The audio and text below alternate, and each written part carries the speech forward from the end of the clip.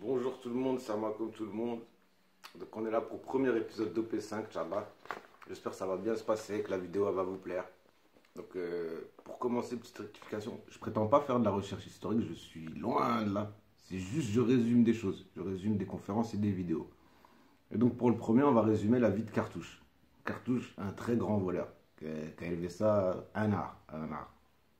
Donc c'est parti. Louis-Dominique Gerthosen, dit Cartouche, dit Lamar, dit le Bourguignon. Né en 1693 dans le Marais, du côté de Paris, tout le monde connaît. Élève chez les Jésuites, rapidement il se fait virer. La petite parenthèse, c'est que les Jésuites, ça vous dit rien, Macron y était chez les Jésuites. Donc à 11 ans, il se fait virer. Et il se fait virer, je veux dire, avant 11 ans même. Et à 11 ans, il fait sa première fugue. Et il fugue, et il se met à traîner avec des bohémiens pendant 3 ans. Donc au bout de ces 3 ans, ce qui se passe, c'est que le régent, en fait, il a fait virer les bohémiens de Paris. Donc à 13 ans, retour de Cartouche chez ses parents. Il se retrouve avec son père qui est tonnelier. Donc que des conneries dans son adolescence. Jusqu'à l'âge de 17 ans, son père, en fait, il pète les plombs et il fait demander à faire enfermer son fils. Donc il demande une lettre de cachet. Clairement, c'est pour faire enfermer son fils pendant 6 mois, lui remettre les idées au clair. Cartouche, il sent le truc venir et avant que les flics arrivent, il se sauve. Donc là, il se sauve. Il traîne dans les tripots. Les tripots, c'est où ça joue aux cartes, aux dés. C'est un gros tricheur. Il ne sait pas jouer. Il se fait même virer de tous les tripots. Il est déjà très connu. Donc du coup, il rencontre un jeune homme et 2 filles. Les 2 garçons et les 2 filles donc, se mettent en couple et ils se mettent à vivre ensemble de leur vol et de leur rapine, on va dire. Jusqu'à ce que les 3 y tombent. Cartouche, il arrive à se sauver. Les 3, ils partent en prison. Cartouche se sauve. Sur son chemin, en gros, il rencontre un sergent recruteur de l'armée qui recrute des jeunes pour l'armée. Et il recrute Cartouche pour lui-même recruter des personnes et non pas pour l'envoyer à l'armée. Donc tout se passe bien. Et un jour, Cartouche, il n'a pas fait le job. Donc sur 4 personnes qu'il devait recruter dans la journée, il a fait signer que 3 personnes. Donc le sergent lui passe un savon. Bon, c'est pas grave, on va boire un coup. Une fois qu'ils ont bien bu, Cartouche il est bourré, le sergent il fait signer Cartouche.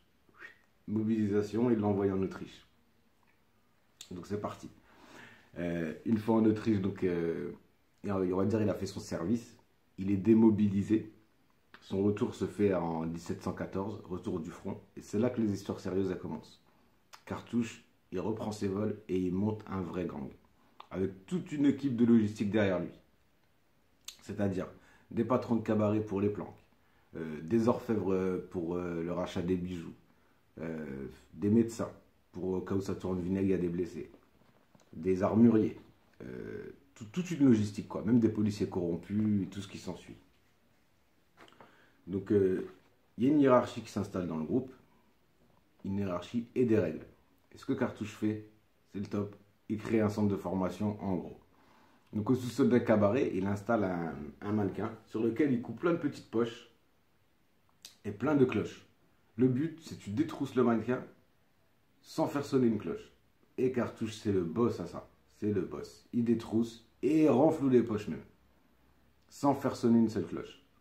Et même dans la hiérarchie de son groupe, ceux qui arrivent vraiment, on va dire, les bras droits de Cartouche au plus haut, c'est les mecs qui arrivent à faire ça le mieux. Donc au niveau des règles dans son groupe, il y a des règles simples. On ne tue pas, sauf légitime défense. On ne détrousse pas 2 fois la même personne, sauf, enfin, à intervalles réguliers, à intervalles courts.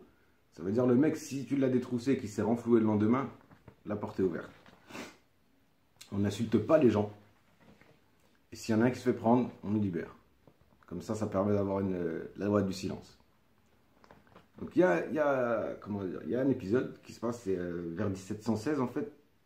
Il y a une espèce de bourse qui s'est mise en place sur Paris.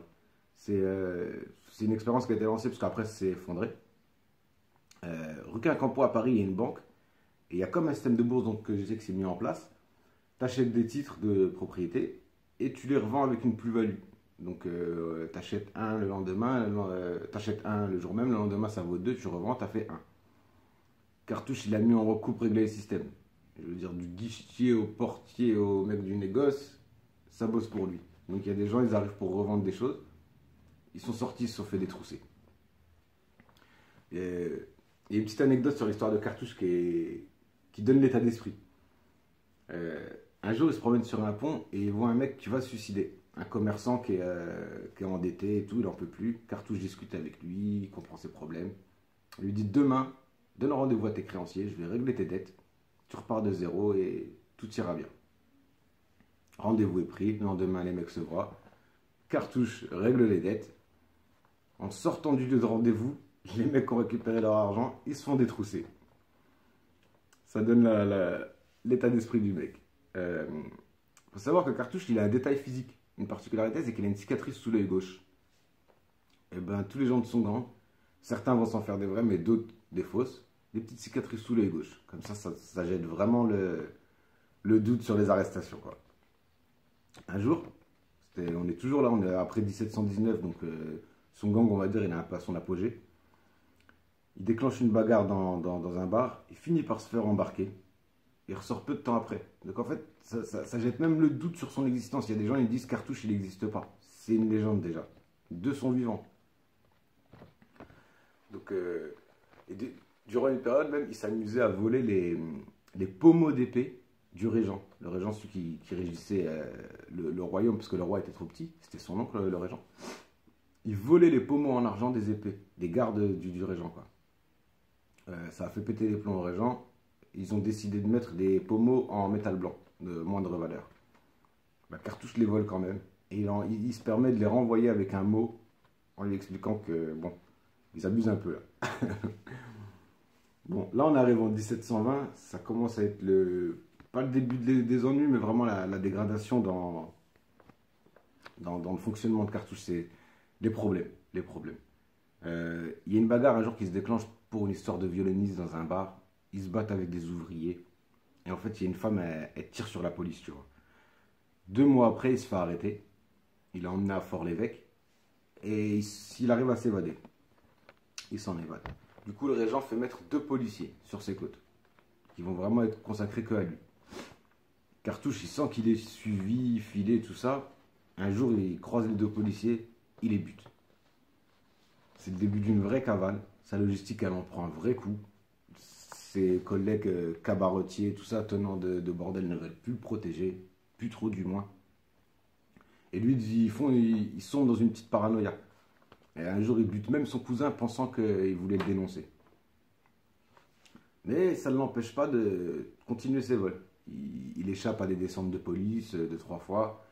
Et un jour, en juin 1721, il cambriole un hôtel particulier et ça tourne au carnage. Donc fusillade de plus d'1 heure. On va resituer le contexte. 1721, je ne sais pas si c'est les fusils qui se chargeaient à la main. Mais ça veut dire que si c'est une fusillade d'1 heure, peut-être ils ont tiré 3 balles. Peut-être ils en ont tiré 200. En octobre 1721, pareil, il a des doutes sur un mec de son équipe. Il décide de le torturer, de le tuer, de l'étriper, de l'émasculer. On sombre dans le glauque là. Vraiment, vraiment, on sombre dans le glauque. On sent le début de la fin, quoi, parce que ça, c'était début octobre. Le 14 octobre, il y a un de ses lieutenants, qui l'a dénoncé. Le 14 octobre, il se fait arrêter. C'est fini pour Cartouche. Il y a un procès dans lequel il nie tout. C'est pas moi, je suis même pas Cartouche. On lui ramène sa mère et son petit frère, je les connais pas. Il a vraiment tout nié. Faut savoir, ça faisait partie d'une des règles de son système. C'était, on dit rien, mais on libère celui qui se fait tomber, quoi, qui se fait attraper.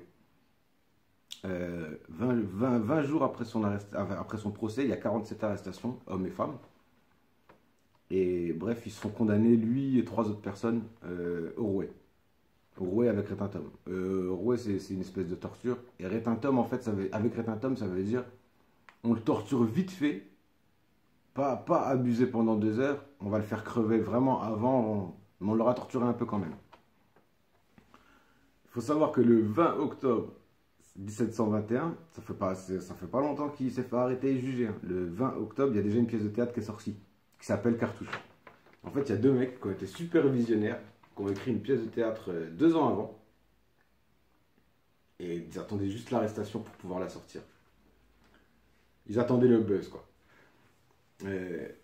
durant son arrestation, donc il était dans les geôles, il y a une petite histoire, c'est qu'il y a deux magistrats de ceux qui le jugeaient, ils étaient très curieux de savoir comment Cartouche fonctionnait et tout. Ils ont été le voir dans les geôles, lui ont demandé de lui montrer des tours de pickpocket, de passe-passe. Donc Cartouche leur montre avec plaisir. Et au retour de sa cellule, il dit même sur un des deux magistrats, t'aurais pu être toi dans le top 10 de mon équipe. Donc du coup l'exécution elle est fixée au 27 novembre. Vraiment ça a été rapide, hein. On n'a pas de temps à perdre, le mec est coupable, on le sait. Et à 1 heure de l'exécution, tu as un magistrat qui vient qui te demande si tu as une déclaration à faire. Je sais pas moi, est-ce que tu as laissé du linge dans ta machine à laver, va le sortir, ce genre de choses. Cartouche il voit qu'en fait il est tout seul avec les 3 autres gars à se faire tuer, condamnés à se faire tuer. Personne ne vient les libérer. Donc, du coup, Cartouche, il dit ouais, j'ai des choses à dire.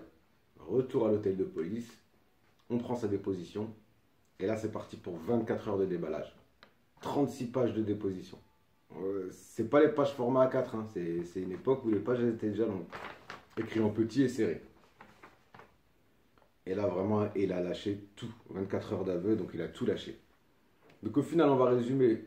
Cartouche, c'est de 1716 à 1721, il a mis Paris en coupe réglée, c'était son domaine, c'était sa ville. Il faut savoir que 5 ans après son exécution, il y avait des gens qui tombaient encore. Il y a eu énormément de procès, énormément. Il y a eu beaucoup de gens qui se sont sauvés, parce qu'on a eu beaucoup plus de procès par contumace, donc sans la présence des gens, que de procès normal, avec les gens physiquement là. Et au total, en gros, je crois que c'est de 2000 à 3000 personnes qui sont tombées, qui ont été jugées dans l'affaire Cartouche, du moins dans les faits qui ont été faits durant sa période. C'était pas un petit voleur. C'est pour ça que je voulais vraiment en parler. Donc là, j'ai fini mon histoire sur Cartouche. J'espère que vous avez passé un bon visionnage, ça a été assez rapide. Donc OP5, c'était le premier épisode, il est fini. Quand on dit on prend 5 minutes, regardez, ça a duré même pas 10 minutes. Et ben j'espère qu'au prochain épisode, il y aura un peu plus de monde à visionner. Allez, ciao.